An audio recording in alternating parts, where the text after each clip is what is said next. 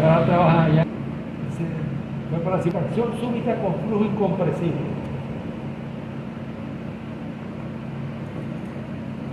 Ya este sí es un problema más clásico.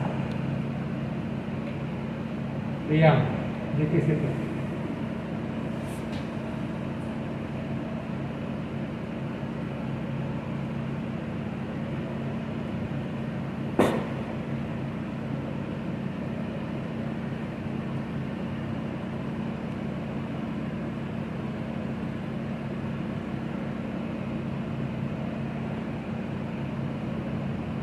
No recuerdo ahorita, no recuerdo, no utilizamos la tolerancia para nada.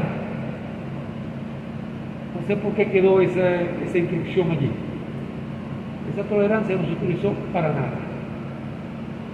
Esa inscripción se puede eliminar y no va a cambiar para nada los resultados. Este problema no recuerdo de dónde vino originalmente, pero este problema apareció en la tesis de Jesús González, que fue quien escribió la primera versión del product. Yo lo he echado chiste hasta el cansancio. Él ni sabía encender la computadora. Eso fue lo que me dijeron unos estudiantes. Profesor, ese estudiante que todavía no sabe encender la computadora, prepárese. Bueno, lo dejó a todos atrás, era muy calladito. Muy bueno, muy bueno. Creo que se ha seguido haciendo mi mejor que sí. Ok. ¿Qué hay aquí de distinto a todo lo que hemos hasta ahora visto? Bueno, entrada y salida. Número 1. Número 2, cambiaron la orientación. Usualmente se pone horizontal, ¿verdad? Bueno, eso fue simplemente para mostrar que ustedes pueden poner la orientación que ustedes quieren. Aquí lo que hay que estar es mosca, ¿verdad? X sigue siendo velocidad horizontal, pero B es la longitudinal. Ahí se pudiera activar flotación, lo vamos a hacer lo más difícil, vamos a limitarnos acá. El fluido nos dice cuál es su viscosidad, cuál es su densidad y el número de Prandtl. Recuerden, μCp sobre K. Cuando el Prandtl es 0,7, eso significa que es aire. Miren que viene por una...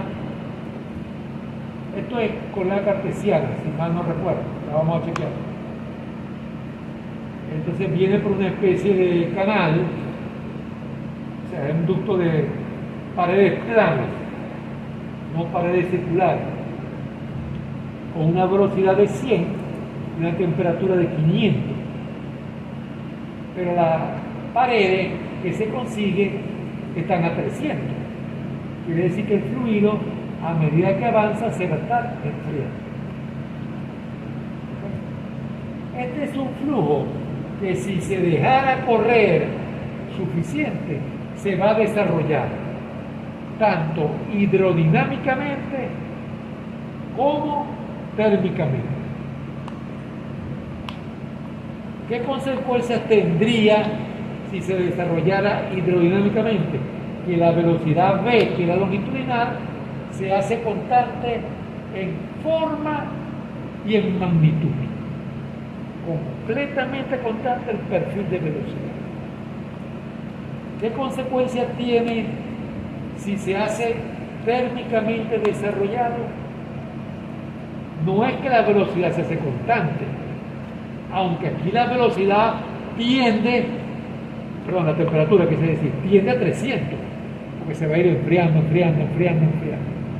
Pero en teoría tiene que recorrer el infinito para llegar a ser todo a 300.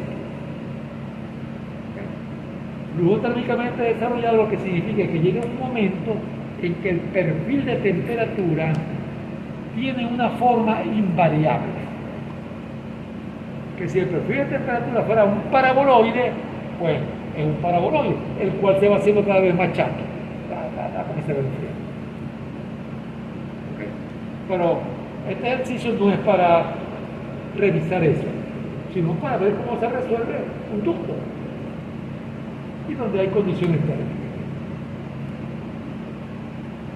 Se aprovecha la simetría. Entonces, esta distancia para todo el ducto, el ancho, es de 1, pero podemos trabajar en 0,5. Eso cambia las condiciones de contorno, porque aquí las condiciones de contorno son iguales a estas. Pero aquí, la condición de contorno para U, que la velocidad transversal es 0. No puede haber flujo que de la mitad que está sombreada fluya hacia la mitad que no lo está. Pues si no fuera simétrico.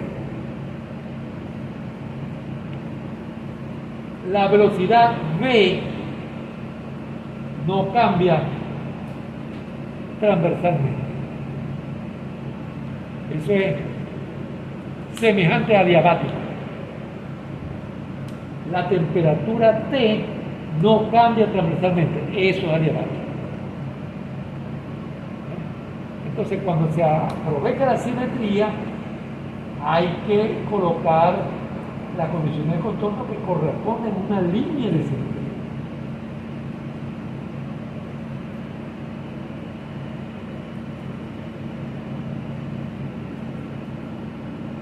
Nada nuevo acá.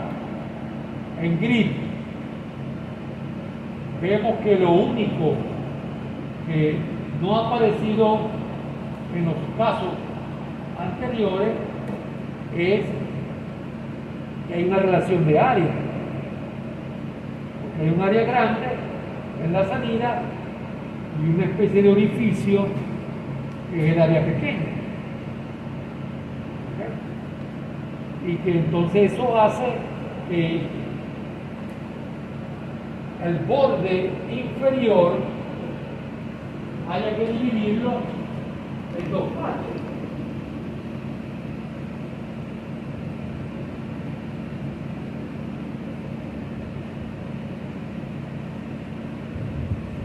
En una parte que es pared, esto que está aquí, y en una parte que es entrada. ¿Okay? En la salida, todo es pared. En el borde este, todo es línea de simetría. En el borde oeste, todo es pared.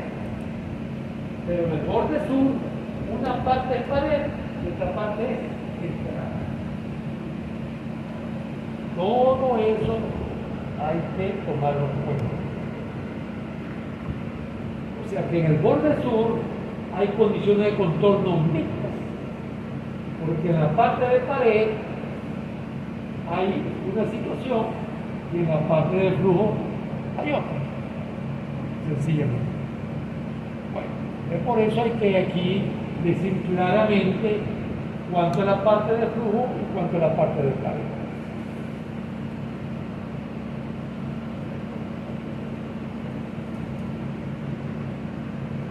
Miremos qué se resuelve. ¿Qué se resuelve en este problema? U y B. P', aunque lo que se imprime es función de corriente. Temperatura. Y se calcula, por supuesto, se imprime también presión. ¿Cuáles son los datos del problema? Allá aparecían los tres: la densidad, la viscosidad y el número de Prandtl. El gamma para temperatura es la viscosidad dinámica sobre el número de Prandtl. Porque Prandtl es μCp sobre K. Y el gamma para temperatura es K sobre Cp. Los tres datos: la temperatura de entrada, la temperatura de la pared y la velocidad de entrada. Se van a resolver e imprimir las 4 variables, más la presión. Se va a relajar las 2 componentes de velocidad y la adición de P' a P cuando ésta se corrige. Se van a hacer 150 iteraciones. Y hay algunas condiciones de borde que no van a cambiar. Entonces esas se aprovechan. Pero hay que especificar valores de todas las cantidades que se van a calcular en todas partes. Entonces fíjense aquí, se calcula una velocidad de salida en base a la densitad de la relación de área. Es como si se aplicara continuidad. Y a mí me da la velocidad de salida promedio. Y esa velocidad de salida es la que se va a poner en todas partes. Salvo donde haya pared. Ok, la velocidad tiene que ser cero. Fíjense, la velocidad U en todas partes se hace cero, pero la velocidad B en todas partes se hace igual a la velocidad promedio de salida, y esa se puede calcular por la continuidad en un conducto y en las paredes. Se fija la temperatura en la pared y se fijan las condiciones de entrada. Pues aquí vuelvo a insistir, aquí no hay ningún cálculo que requiera que nosotros estemos haciendo balances. Son aquí decir datos y puntos de partida.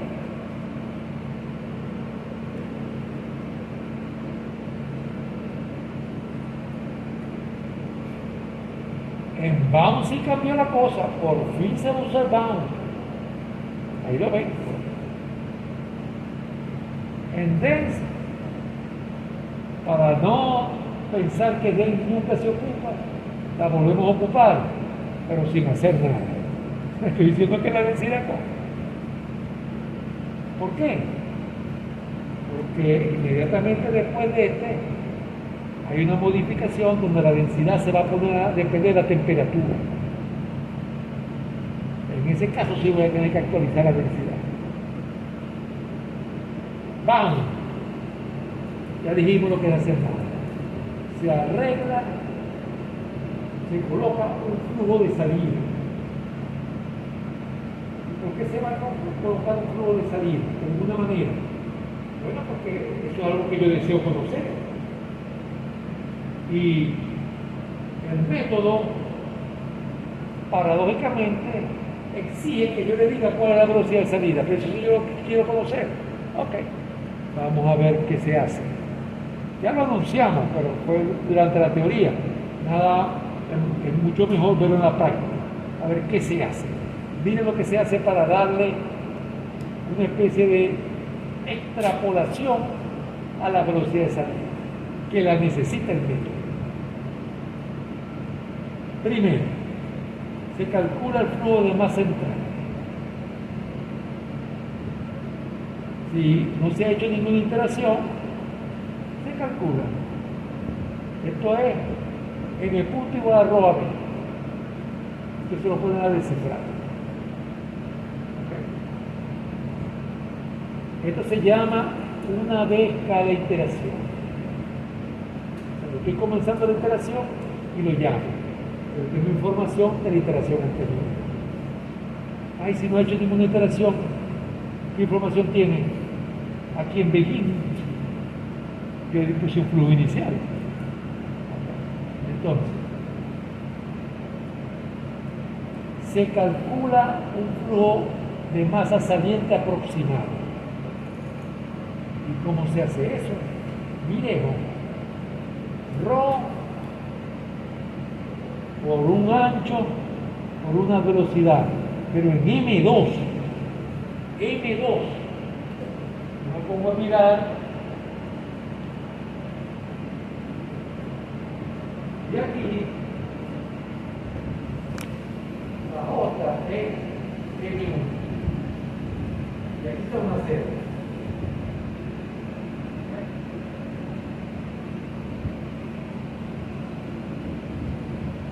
Este es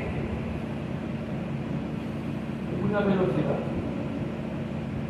Esta velocidad es la velocidad. O sea que se toma y la velocidad de aquí se hace igual a esta velocidad. Es una aproximación. ¿Qué es lo que estoy diciendo? En la salida de ese conducto, la velocidad va a cambiar poco. Del penúltimo nodo al último nodo. Ay, ¿cómo sabe eso? Bueno, yo dije que inclusive razonando no tendría nada de lo que el flujo se desarrolla. Y cuando el flujo se desarrolla, la velocidad se estabiliza. Ay, si no se ha desarrollado, ok, ya vamos a arreglar eso también. Se hace esa suposición, M2. No se puso la velocidad en M1, esa es la que yo quiero buscar. Se calculó un flujo. Pero ese flujo puede estar malo, claro, es que va a estar malo durante las iteraciones. ¿Cuán malo está? Muy fácil. El flujo de entrada es verdad. El flujo de salida no es cierto. Calcula ese cociente. Si ese cociente te da 1, el flujo de salida es igual a la entrada, que eso es verdad. No te da 1, no es igual. O sea que hay un factor. ¿Qué se hace con ese factor? Se multiplica por cada una de las velocidades aproximadas, que son las M2. Y ese pasa a ser la velocidad. ¿Qué hace ese factor? Asegura que el flujo de salida que estás aproximando en base a la velocidad penúltima satisface la conservación de la masa. Bueno, eso es lo más que puedo hacer yo. Pero fíjense que no hay ninguna tontería. Yo digo, yo calculé la penúltima velocidad, no puedo calcular la última. Pero la última debe parecerse a la penúltima. ¿Okay? Y si no se parece, bueno, voy a hacer una cosa, la voy a corregir un poquito. ¿Y cómo la va a corregir? Bueno, yo sé que este es un problema de flujo permanente. Entonces, el flujo que entra tiene que ser igual al que sale.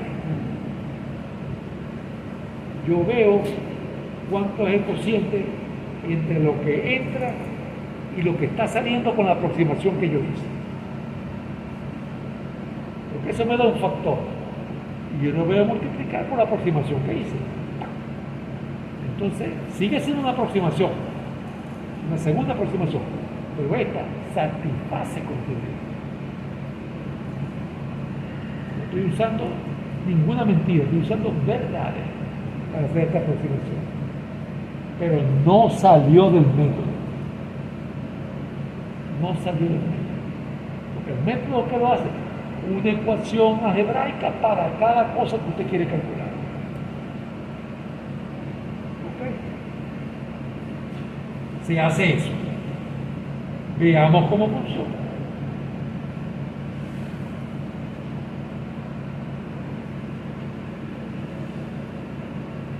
Output, otra vez cortito.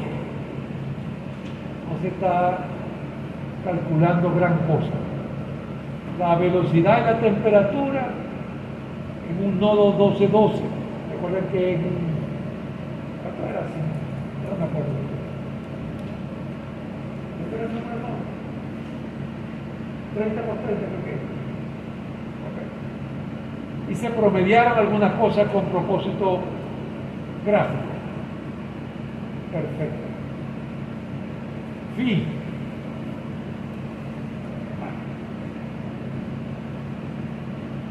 Primero, el coeficiente de difusión. Si es cantidad de movimiento, viscosidad. Si es energía, K sobre CP. Condiciones de borde. Cantidad de movimiento transversal, es decir, para U. En la salida, aquí se habla que decir otra vez. Ajá. Perfecto, se hizo una aproximación para la componente longitudinal en la salida y para la transversal. Bueno, yo espero que sea pequeña, porque el conducto está orientando a la corriente. Pero hagamos una cosa, pongamos como condición de contorno que lo que está afuera no puede afectar por difusión a lo que está dentro. Eso es equivalente a decir que es como adiabático, pero para la cantidad U. ¿Cómo es eso numéricamente? El bendito número de Peclet. El Peclet allí se va a considerar que es alto y que la convección es más fuerte que la difusión. Entonces, al ser la convección más fuerte que la difusión, lo que está afuera de salida no puede afectar lo que está dentro. Porque la única manera que la salida puede afectar lo que está dentro, si es salida, es a través de difusión. No puede a través de velocidad porque es salida. Eso cuesta un poquito entenderlo, pero eso también funciona. Para la longitudinal, ya tenemos un valor de velocidad, pero otra vez, no queremos que lo que está afuera afecte a lo que está dentro. Bueno, aquí sí viene algo que requiere pensar las cosas. Acá, con la velocidad transversal en la salida, pusimos que no había difusión. Perfecto. ¿Qué hace el programa? Calcula el valor de la velocidad longitudinal aquí. Es como si yo dijera, esto es adiabático y me calcula la temperatura. Yo no puedo hacer eso para la velocidad longitudinal. Porque si yo hago eso, viene el programa y me calcula y me echa a perder la aproximación que yo hice.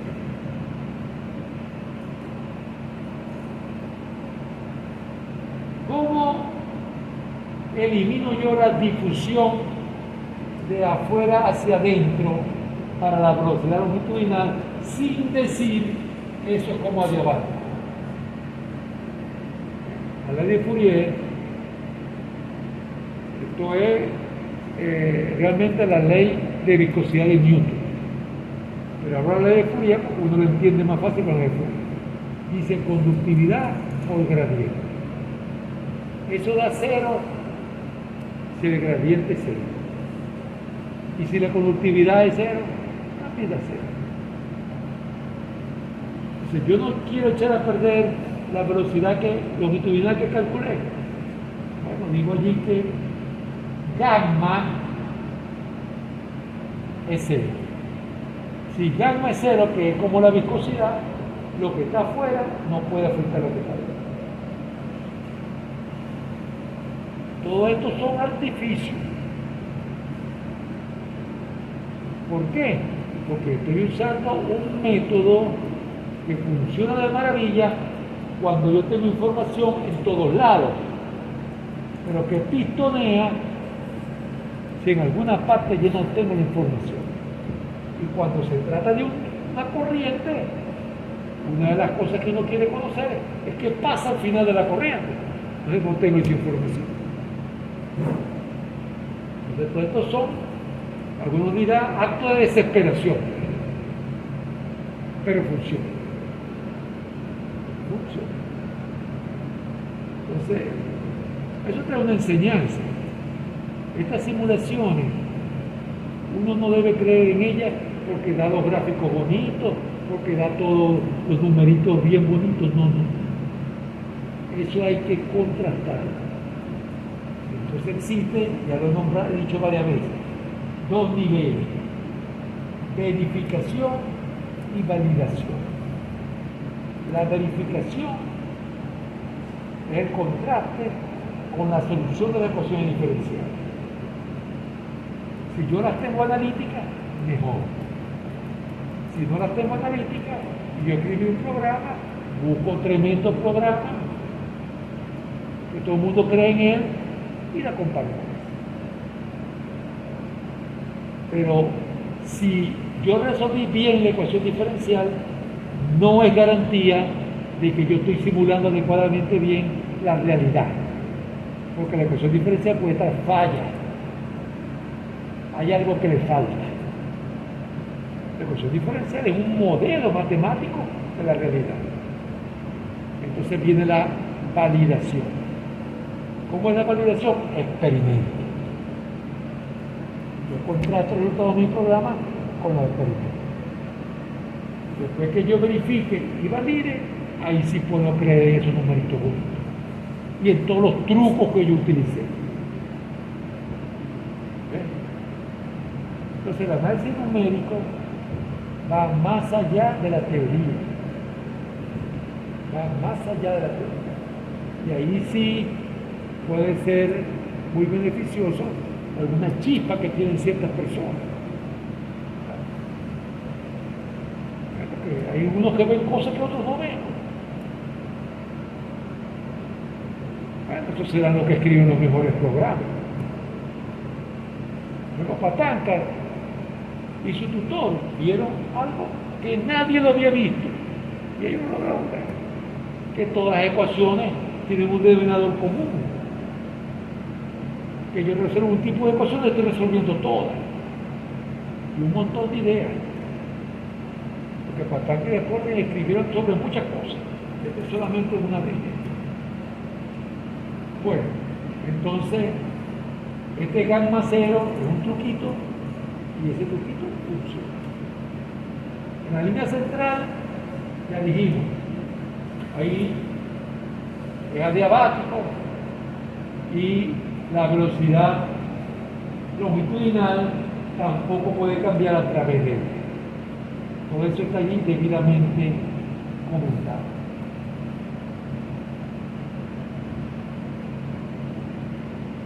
¿Qué vio? Veamos las iteraciones primero.